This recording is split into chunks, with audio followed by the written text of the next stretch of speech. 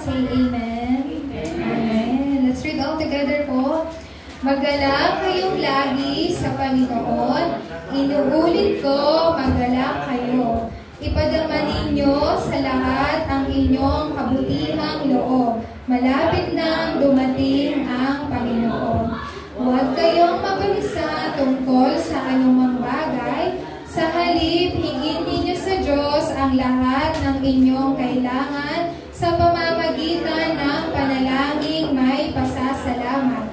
At ang kapayapaan ng Diyos na hindi kayang maunawaan ng tao ang siyang mag-iingat sa inyong puso at pag-iisip dahil sa inyong pakikipag-isa kay Kristo Jesus. Amen.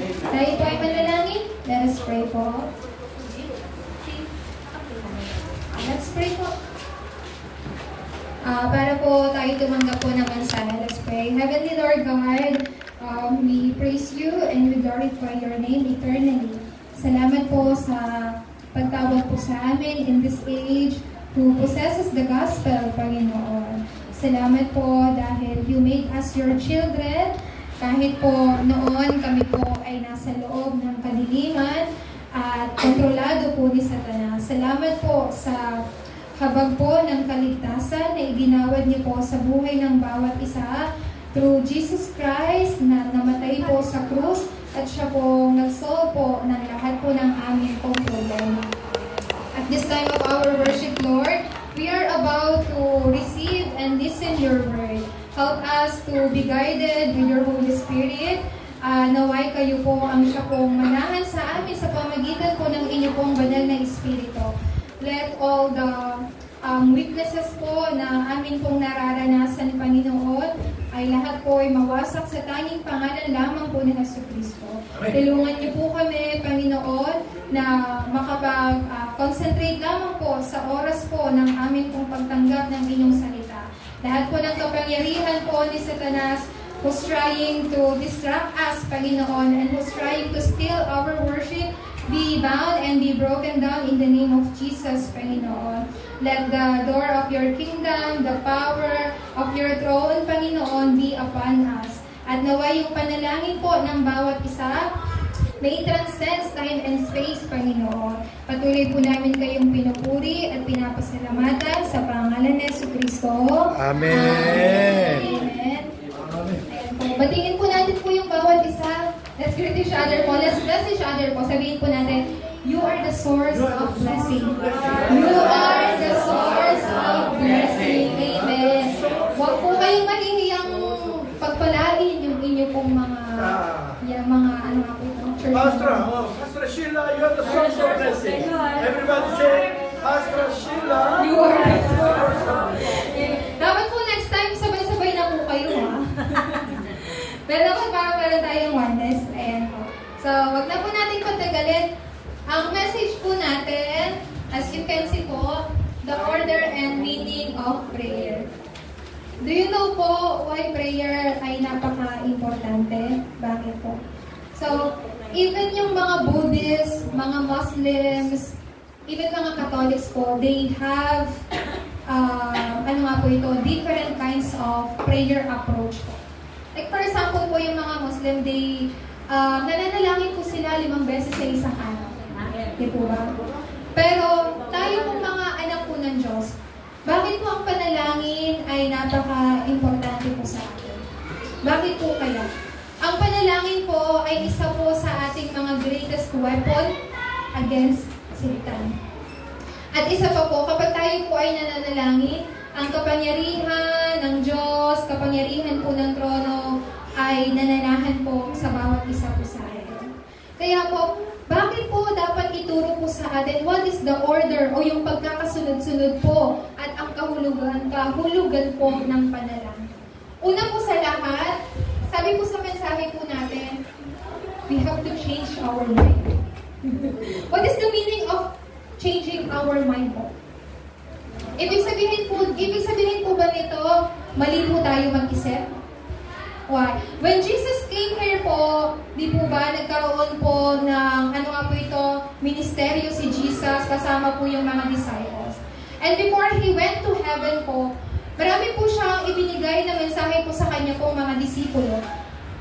Pero ang isa po sa content ng panalangin po ni Kristo, baguhin natin ang ating mga pag-iisip. How? Bakit po? I just remember po, nung mga panahon po na ang Korea po ay naghihirap, mayaman po ang Pilipinas. Do you know that po? That time po, nung ang Korea po ay nasa gitna po ng digmaan, ang bansang Pilipinas po ay mayaman. Tayo po yung isa po sa mayaman ng mga bansa sa Asia. But what happened po? First of all po, ang bansang Korea po nakatanggap po ng mabuting balita. Ang bansa po natin, ngangay. Alam niyo po yung ngangay? So, ano pong ibig sabihin nito? Kailangan po natin baguhin yung ating pag-iisip sa loob po ng mabuting balita. We have to change our mind po. How? How can we change our mind? Minsan iniisip po natin, I am too weak. I am too old. I cannot do this. I cannot do that. It seems like everything is impossible sa buhay natin. Tama po ba? Para pag nakikita natin, this is too impossible. This is too much for me. But then, kapag po binago po natin yung ating pong pag-iisip into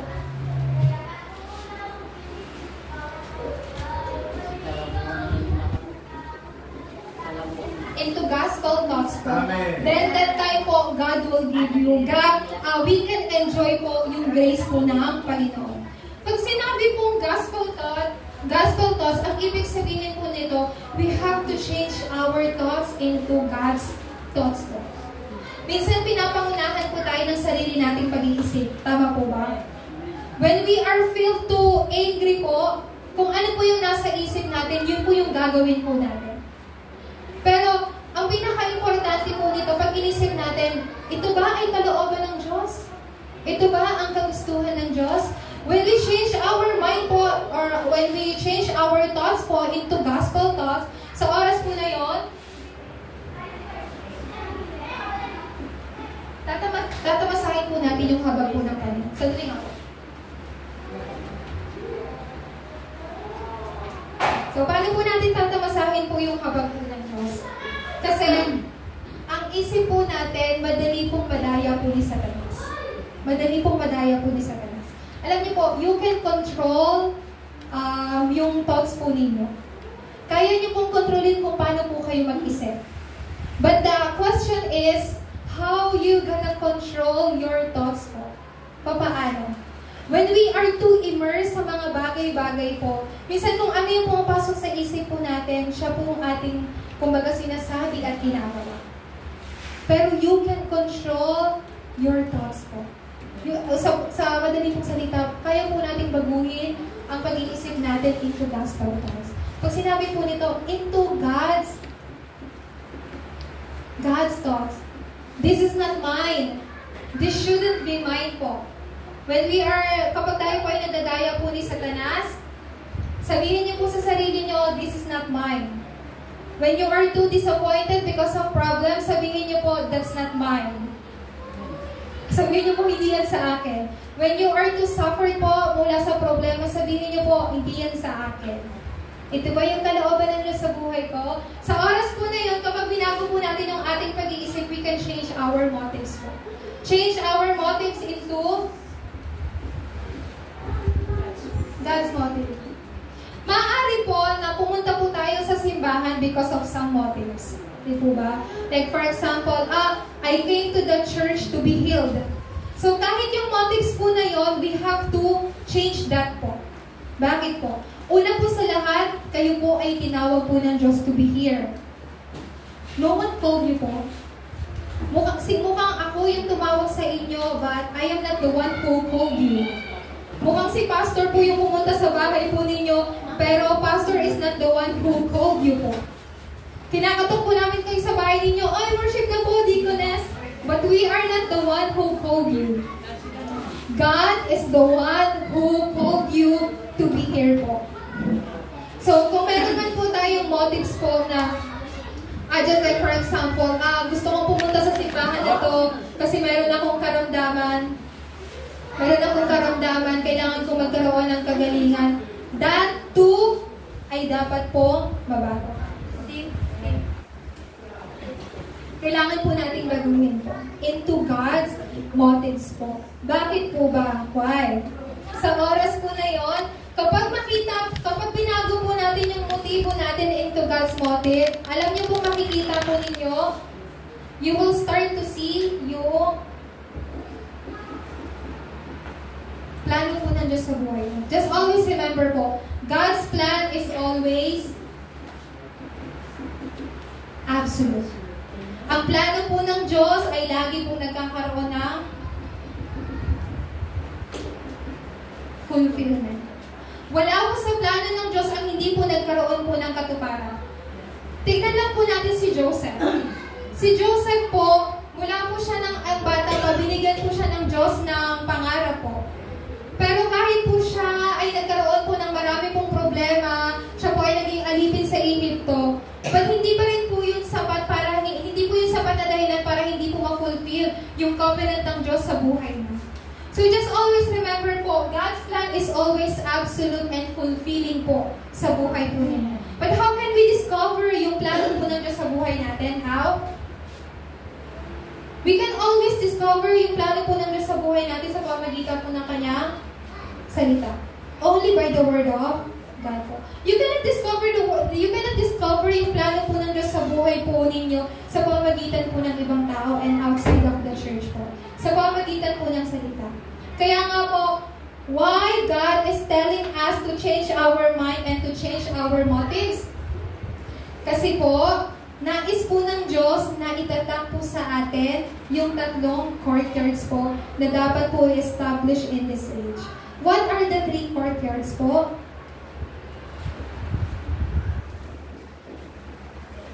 Courtyard of Gentile. Sino po ito? We can just say mga non-believer.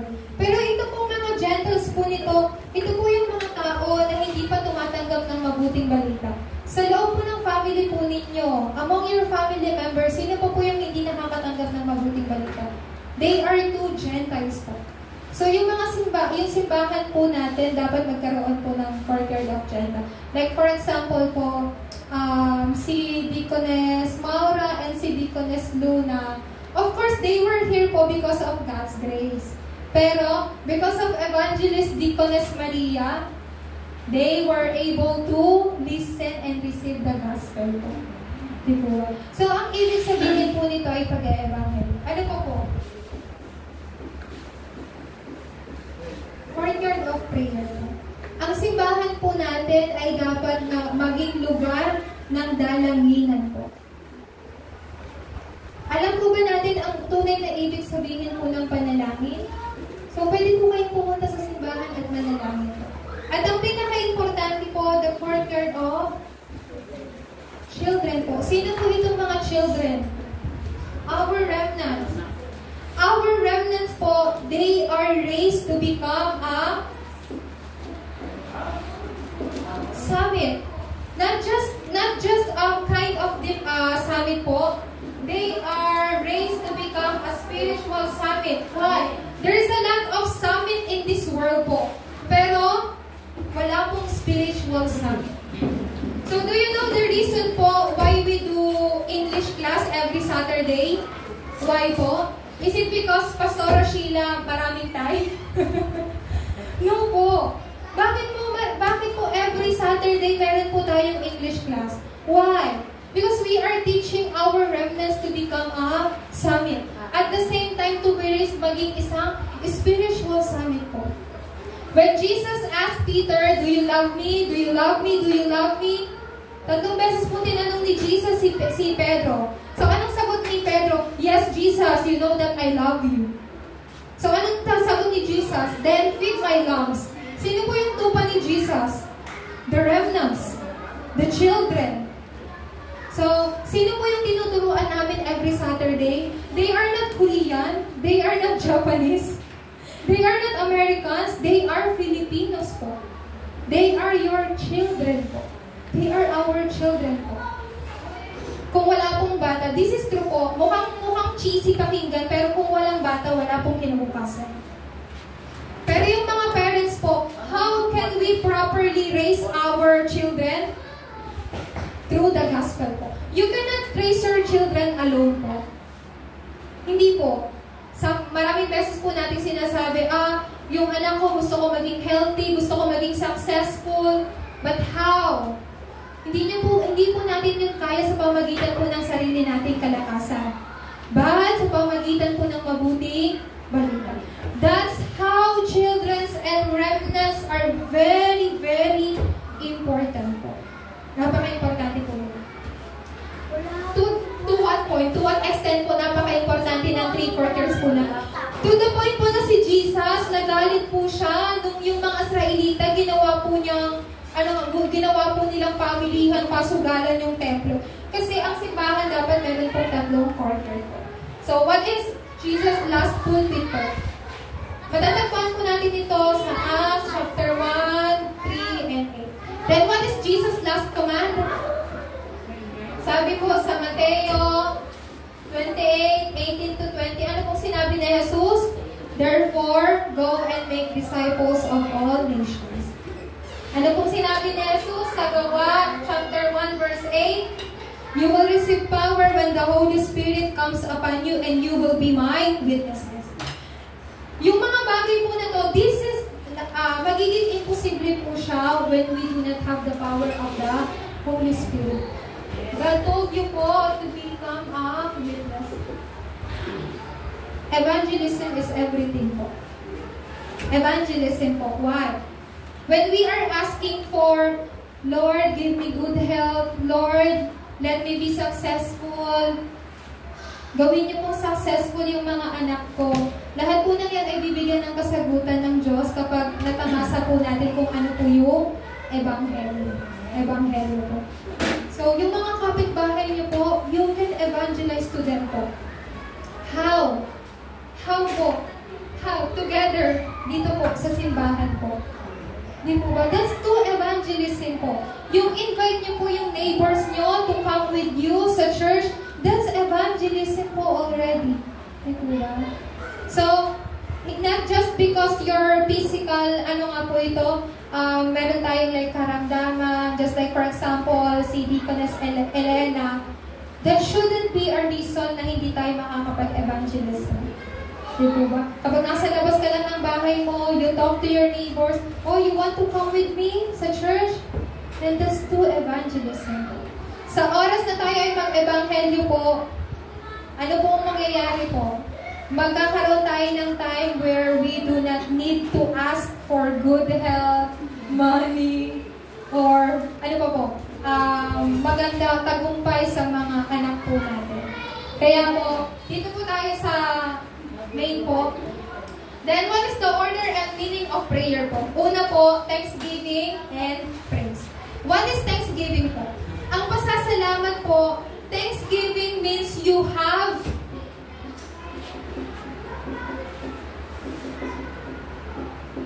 meron kang something na na-realize. What is that something you proper na na-realize po? Bakit po natin kailangan magpasalamat po sa Diyos? What do we have to give thanks sa Panginoon po? Our salvation. First of all, our salvation. Why? Bakit po yung salvation po natin? So, ano pong ibig sabihin po nito? Ibig sabihin po ng salvation, this is the meaning of liberation po. We were liberated from fate and destiny po. Our fate and destiny po ay nasa loob po ng, ano nga po yan, background po ng hell. But the meaning of salvation po, you are already liberated mula po sa fundamental problem po. We were bound to receive yung destruction po. But salvation means you are already liberated po mula po sa pangunahing problema.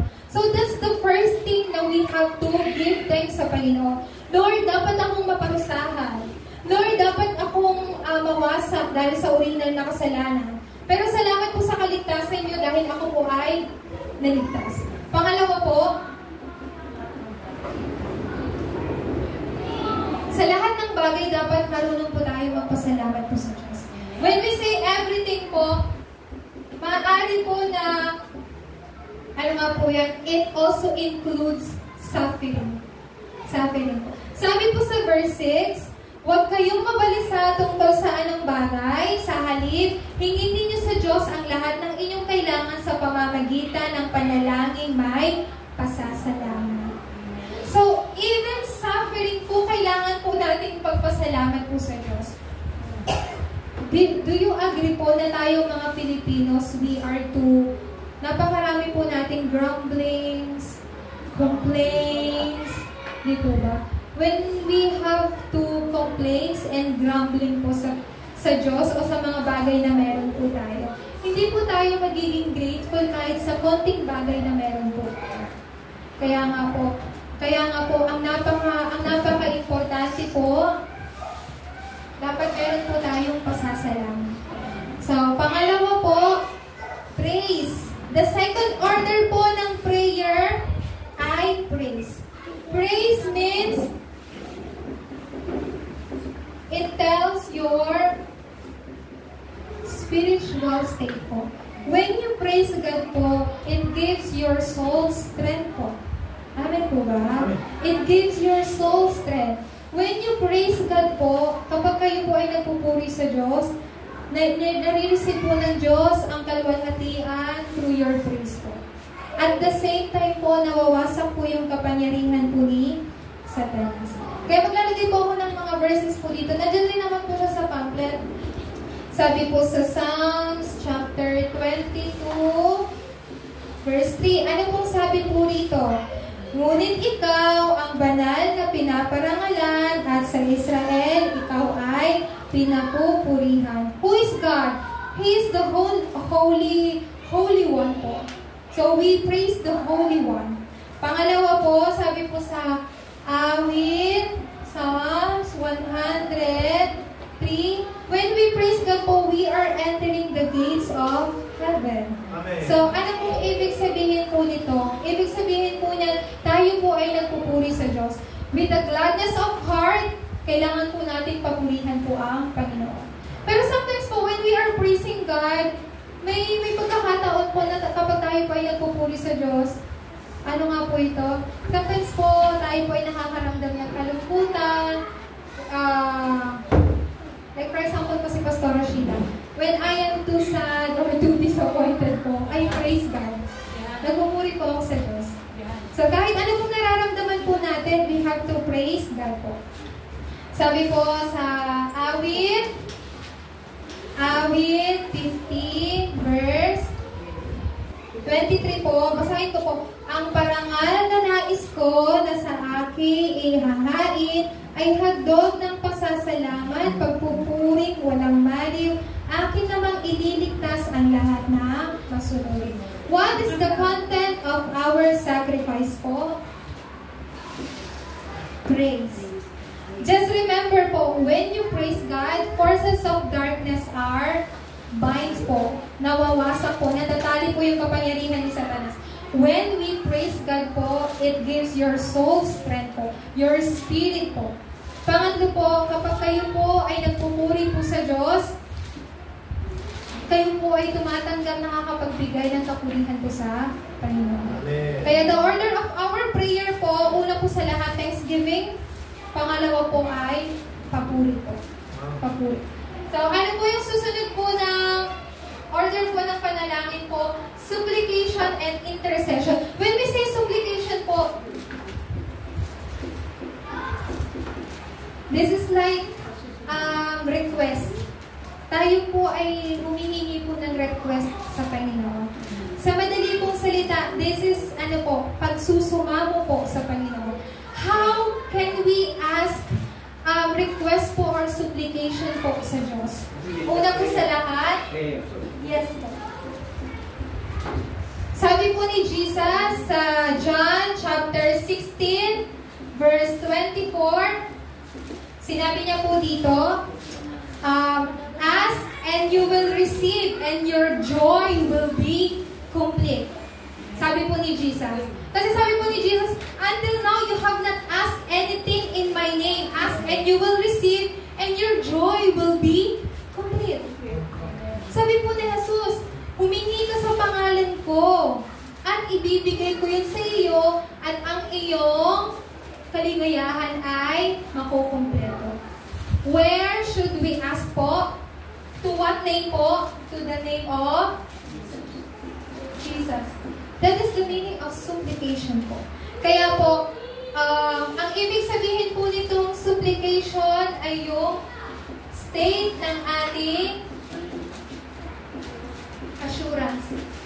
Ibig sabihin po nito, kung ano po yung na-confirm natin, there's something that we already confirmed.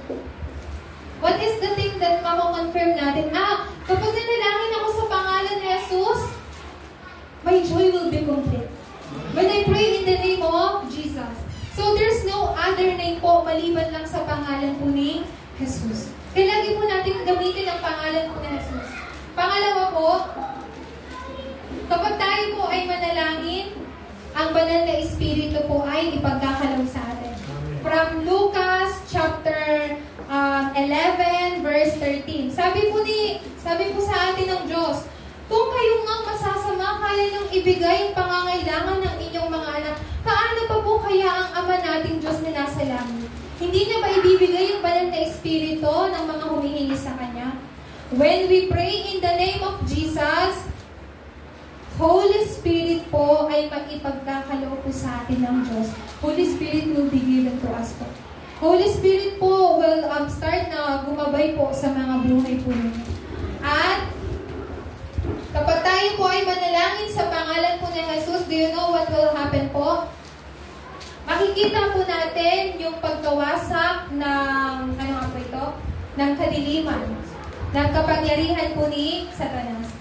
The forces of darkness ay mawawasak po. Sabi po sa Mateo 12:28 po hanggang Matthew 12:28 po. Makikita po natin when we pray in the name of Jesus, ang kapangyarihan po ni Satanas ay nawawasak po. So do not be shy to pray in the name of Jesus po. Kasi when you pray in the name of Jesus, ang kapangyarihan po ni Satanas ay nawawasak. Kahit konting oras lang po ng panalangin, just a minute of prayer po, sa oras po na yun, nawawasak na po yung kapangyarihan ni Satanas. And what else po? When we pray in the name of Jesus, sabi po sa Hebreo, chapter 1, verse 14, what is the work of the angels po? Their work po is to help yung mga nakareceive ng salvation. Nagmi-minister po sila to help yung mga anak po ng Diyos. Kaya po, yung simple matatandaan niyo lang po, kapag tayo ay manalangin sa pangalan ni Jesus, ang banal na Espiritu ay kikilos, kapangyarihan ng kadiliman ay nawawasak, at ang anghel po ay kumikilos po. Kumikilos para tayo po ay tulungan. Amen po ba? Amen. At pangalawa po, what is intercessory? Pag sinabi pong intercessory, pamamagitan. Sino po ang namamagitan sa tao at sa Diyos?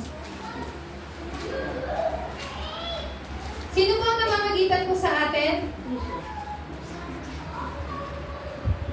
Si Jesus po. Siya po yung namamagitan. Si Jesus. So when you pray po, kapag kayo po ay manalangin, si Jesus po pinapakinggan din po yung panalangin po niyo. Di po ba? Nung tayo po ay nasa loob po ng pangunahing problema, si Jesus po, siya po yung naging daan, siya po yung namatay sa krus, para tayo po ay makaabot sa kalwalhatian po ng Diyos. So meaning to say po, si Kristo po ang namamagitan sa Diyos at sa tao. Sa akin po. Kaya nga po, intercessory prayer po means you can transcend time and space. Alam niyo po ang ibig sabihin po nito. Kahit nandito po tayo, pero yung panalangin po ninyo ay umaabot po sa iba pong lugar. So you have to believe in transcends time and space po.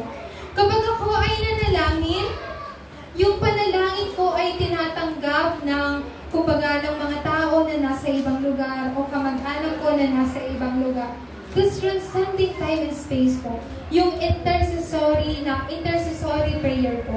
Kasi dahil si Jesus, siya po yung namamagitan. So when you pray in the name of Jesus po, your prayer po can transcend time and space po. Kapag kayo po ay manalangin, you have to believe that your prayer can transcend time and space. Pangatlo po, pangilan na po ito? Panglima at pang-anim. The order, yung panglima tapos pang-anim po.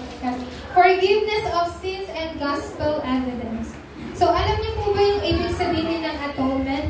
Atonement po, ang ibig sabihin po ito, kapatawaran mula sa ating kasalanan. So, makikita po natin yan because God gave you the gospel already. God gave you also the power. This is the power to forgive. Kapangyarihan para magpatawad. Amen. Just remember po, God forgive us first. Amen po ba? God forgive us first po. We are two sinner. Makasalanan po tayo. Why? Because of this fundamental problem.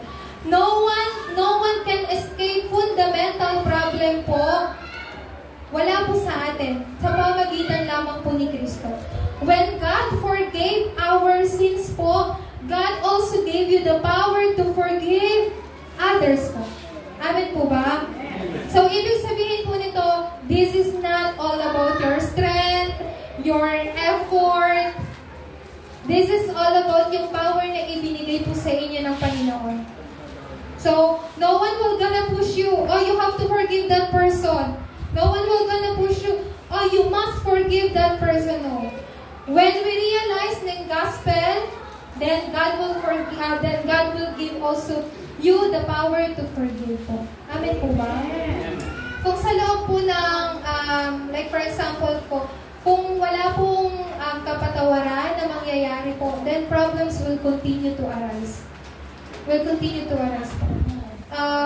Isang magandang halimbawa po, like for example po, kapag meron pong halimbawa po sa kalsada, nagkakainitan po ng ulo, kumbaga nagkabanggaan lang ng kaunti, if they do not have the power to forgive each other, then what do you think po yung mangyayari next? Then they come to nag-aaway to the point na nagkakapatay na sila. Napakarami pong mga problema. So, God gave you the power to forgive all. Amen po? Amen. How? Sa pangalan po ni Jesus. Kaya po, pangalawa po, kung ma-enjoy po natin itong kapangyarihan na ibinigay sa atin po ng Panginoon, then pagkakalooban po tayo ng Diyos ng ebidensya sa loob po ng mabuting balita. Evidence inside of the gospel po. Sino po ba yung dapat merong ebidensya? Of course, those who are called na mga witness po. Kayo po yung mga witnesses. Why? Because you already have the gospel. Sabi po ni Jesus sa Acts 1:8, you will be my witnesses po when you receive the power of the Holy Spirit. Pero you already received the Holy Spirit po, that's why you are witness. Ang mga witness po meron po gospel. You have the gospel po because of Jesus Christ po. Kasi si Jesus Christ po, siya po yung mabuting balita. Therefore, gospel evidence po will be your future po. Future. Saan po? Sa mga susunod pang generation.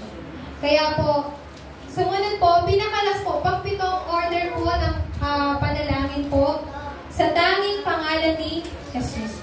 So, in the name of Jesus po,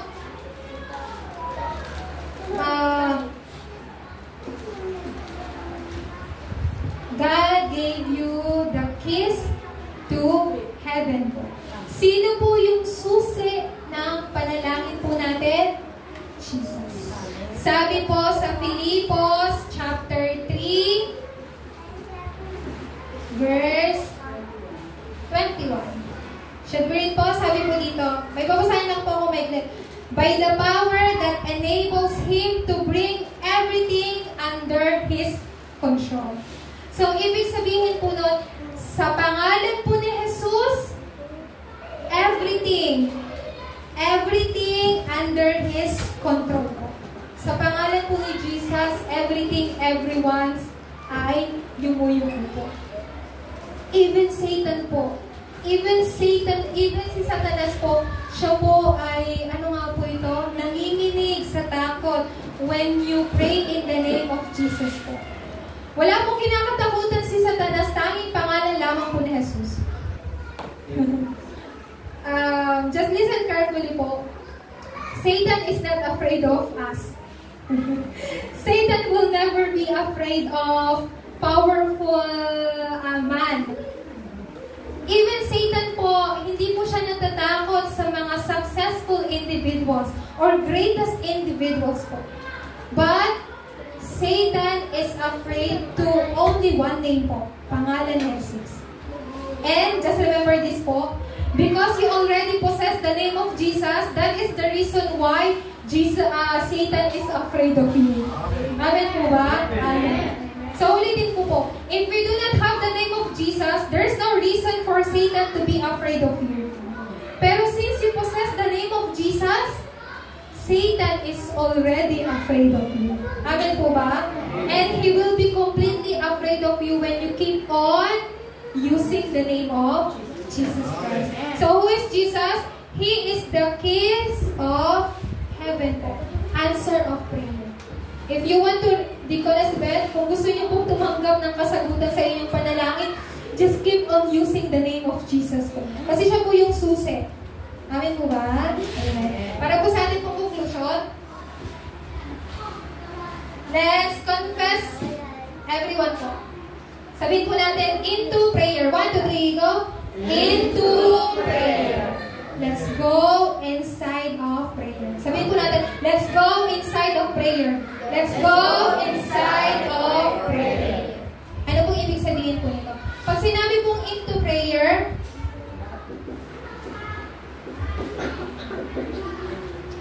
in everything po, everything, lahat po ng naririnig nyo, lahat po ng nakikita nyo, lahat po ng yon ay ipasok po ninyo sa panalangin. Sa panalangin. Do you still remember yung prayer pouch po? Sabi po dun sa prayer pouch, you have to, ano nga po yun? Na ilagay lahat dito sa loob ng prayer pouch at manalangin po sa pangalan ni Jesus. Amen. Pag sinabi po na all your worries, all your disappointments, discouragements, worries, you have to put everything inside of the prayer pouch po at manalangin. So that is the meaning of everything. Lahat po ng bagay, ilagay niyo po sa panalangin. Even, pangalawa po, lagay ko na lang po dito. When you are listening sa message, when you are listening to God's Word, when you are giving yung worship service po, when you are listening to the Word of God po, dapat ilagay niyo po yung sa loob ng panalangin. I don't like that message. Paulit-ulit yung message. Parang repeat, parang every time na naririnig ko yung message, Pastor keeps on saying, Jesus is the Christ, Jesus is the Christ. Pastor Sheila keeps on giving the way of salvation message. Pero when you listen to the Word of God po, you have to listen the voice of God. You have to listen to the voice of God po. Dapat po natin marinig yung boses ng Panginoon. Pangatlo po, ano po yung pangatlo? Everyday. Everyday po. Lahat yun ilagay niyo sa loob ng panalangin. So, pinakahuli po, kanina sinabi ko po, there are two things na you can control. There are two things na you can control. What are the things na kaya niyo pong kontrolin?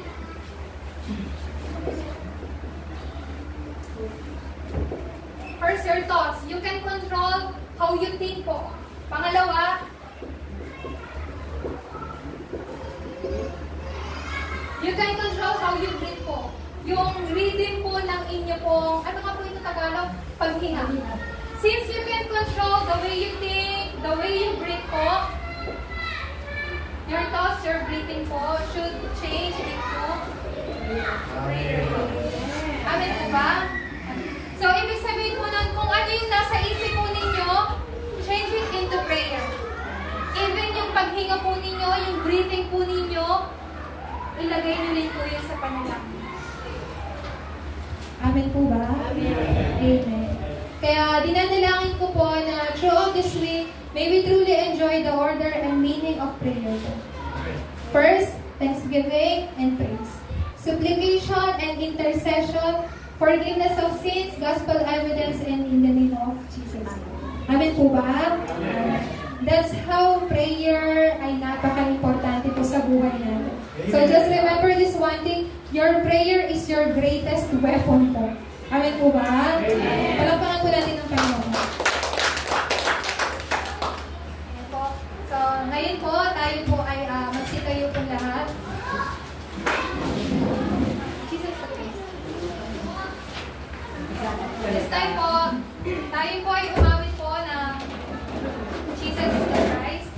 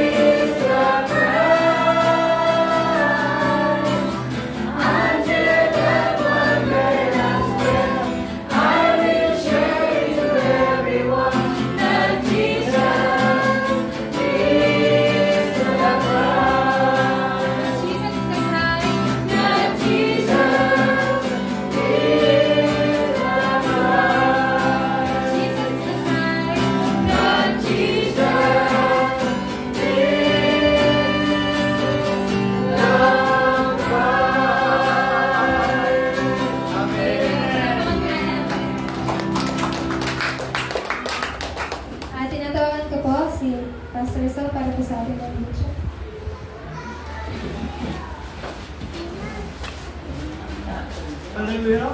Hallelujah. You are really, really important people. Kayo mo ay napaka-importante po. Why? Bakit po? God loves you. Mahal po kayo ng Diyos. How much? Gaano po kayo kamahal ng Diyos? God batay on the cross for you. Siya po ay namatay sa krus para po sa inyo. So you can get kaligtasan. Kaya kayo po ay maaaring magkaroon ng kaligtasan. Why? God chose to you from amazing many people. Kasi kayo po ay iniligtas po na sa dami po ng tao, kayo po tinawag po ng Diyos at niligtas niya po. Do you believe? Are you child of God? Kayo po ba ay naniniwala na kayo ay anak ng Diyos? And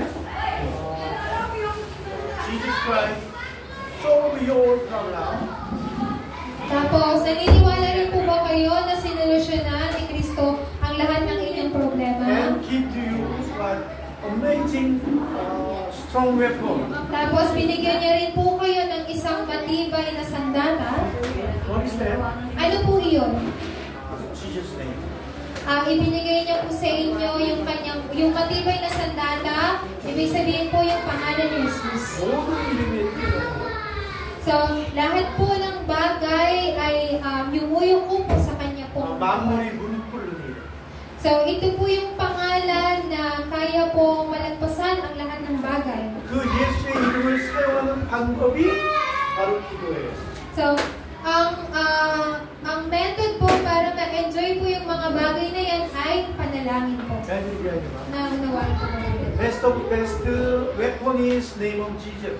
Ang pinaka-the best na weapon po ay pangalan ni Jesus. Method of method is and what? Prayer. At ang paraan sa lahat po ng paraan ay ang panalangin. So you every day you don't know naturally is rest. Di po ba natural po sa amin na humihinga tayo? Natural. Always and pray to God. 성삼위 하나님 내 안에 임하여 주옵소서. Kaya lagi po kayong manalangin na ang tatlong persona ng Diyos ay manahan at kumilos po sa inyo. Outside and our family, our church member, our area people, the 성삼위 하나님 역사해 주옵소서. So halimbawa po, when you inhale, dapat manalangin po kayo na naway ang tatlong persona ng Diyos ay kumilos sa inyo. And when you exhale, manalangin po kayo na kumilos ang tatlong persona ng Diyos sa inyong pamilya, kapitbahay, mga kaibigan. Only we can overcome my disbelief and then world temptation and Satan's attack and deceit. Only what? Through prayer. We have the truth. So, ma-overcome nyo lang po yung pandaraya ni Satanas, pandaraya po ng mundong ito sa pamamagitan po ng panalangin na kasama po ang tipan. Amen? You are not better? Wala po kayong pera? Weakness? Mahina po kayo? Yeah.